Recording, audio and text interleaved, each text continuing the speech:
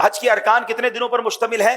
5। पहला कौन सा है? 8, दूसरा 9, तीसरा 10, 11 और 12। ये 5 अय्याम आपने याद रखने हैं। 8 जुल्हिज्जा, 9 जुल्हिज्जा, 10 जुल्हिज्जा, 11 जुल्हिज्जा, 12 जुल्हिज्जा। 8 जुल्हिज्जा का दिन हमने गुजारना है मिना में। वहां पढ़ेंगे 5 नमाजें। 5 नमाजें मिना में पढ़ना सुन्नत है। और पहली नमाज होगी जोहर। पहली कौन सी पढ़ेंगे? फिर असर, फिर मगरिब, अगली इशा और फिर फजर। ये फजर की नमाज हम अदा करेंगे तो ये कौन सी तारीख हो जाएगी?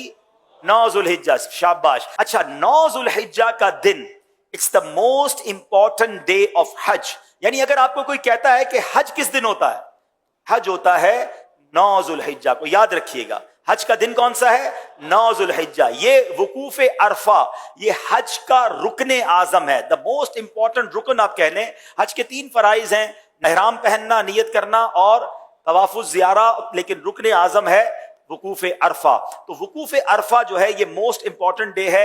9 जुल्हिज्जा का दिन आपने अरफात में गुजारना है। अच्छा, अब 9 जुल्हिज्जा अरफात में जब आप पहुंचेंगे तो वकूफ अरफा का जो वक्त शुरू होता है, जब जिसको कहें कि अरफात के दिन का वकूफ का वक्त शुरू होता है, जब जोहर का वक्त शुरू होता है ना, तो ये वक्त शुरू हो जाता है। सुभान अल्लाह। जैसे ही जोहर का वक्त शुरू हुआ, जितने लोग अरफात में एहराम की नीयत के साथ मौजूद हैं वो सब के सब हाजी हो जाते हैं।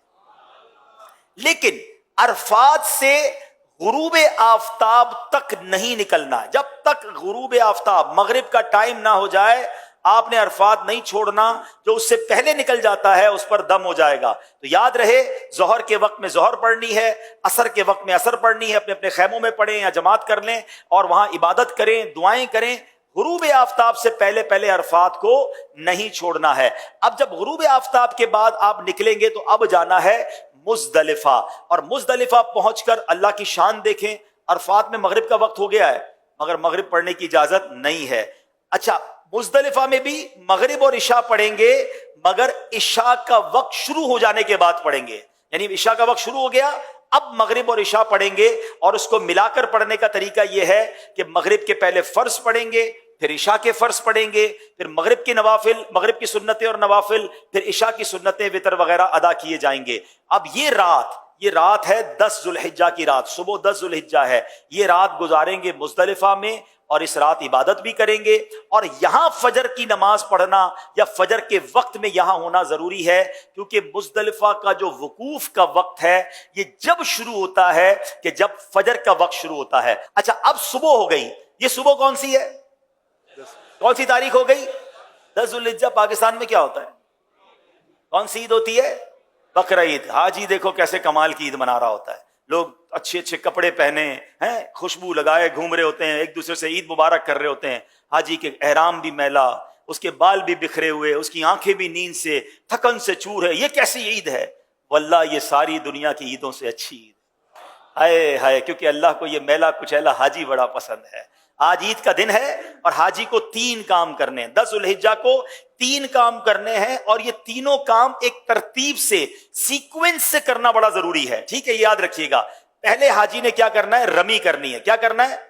इसको रमी करनी है शैतान को कंकरियां मारनी है, बड़े शैतान को। उस दिन एक ही जमरे को, एक ही शैतान को कंकरियां मारनी है, 7 पत्थर मारने हैं। रमी करने के बाद हाजी ने क्या करनी? कुर्बानी। क्या करनी है? अच्छा, रमी कर ली तो कुर्बानी, जो भी करने वाला है उसको बताएंगे मैंने रमी कर ली, वो उसकी कुर्बानी हो जाएगी। कुर्बानी हो गई तो उसके बाद हाजी ने हलक करवाना है या कसर करवाना है, तकसीर करनी है, बाल उतरवाने हैं। अब वो एहराम से फारिग हो गया। जनाबे वाला कितने दिन हुए हैं? 2.25 दिन तो हुए हैं। 10 जुल्हिज्जा, 8 को तो एहराम बांधा था और 10 को फारिग हो गया। ठीक है, तो नो टेंशन एट ऑल। अब सारी पाबंदियां खत्म हो गई हैं एहराम की। खुशबू भी लगाएं, सिले हुए कपड़े भी पहने, एंजॉय करें। सिर्फ एक पाबंदी बाकी है जो मर्द और औरत की पाबंदी है। अब जब तवाफुज ज़ियारा कर लेंगे वो पाबंदी भी खत्म हो जाएगी। तो टेंशन एहराम की नहीं लेनी है। 2.5 डेज, 2.25 दिन, 2.5 दिन में आप एहराम से ऑलमोस्ट फारिग हो जाएंगे। अब आपका एक बड़ा फर्ज बाकी है और वो क्या है? तवाफुज ज़ियारा। तवाफुज ज़ियारा उसका नाम जरूर है मगर चक्कर उसके भी साथ ही हैं। वो नॉर्मल तवाफ की तरह है मगर ये तवाफ ज्यादा इंजॉयबल है कि इस तवाफ में अब आप कपड़े पहने हुए हैं, अब आप एहराम में नहीं हैं, अब आप अपने लिबास के साथ बड़े सुकून से तवाफुज ज़ियारा करेंगे। और फिर एक वाजिब है, वो है हज की सई। तो तवाफुज ज़ियारा और सई आपने करनी है।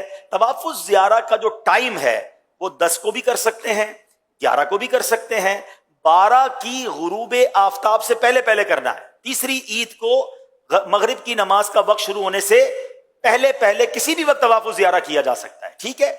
और जो सई है, जो तवाफ़ुज़ ज़ियारा के बाद करने वाली हज की सई है, वो आप कभी भी कर सकते हैं, 12 के बाद भी कर सकते हैं, लेकिन आप बेहतर है कि तवाफ़ुज़ ज़ियारा के साथ कर लें ताकि एक चीज कंप्लीट हो जाए। अब 11 और 12 ज़ुल्हिज्जा में दो मजीद आपने काम करने हैं।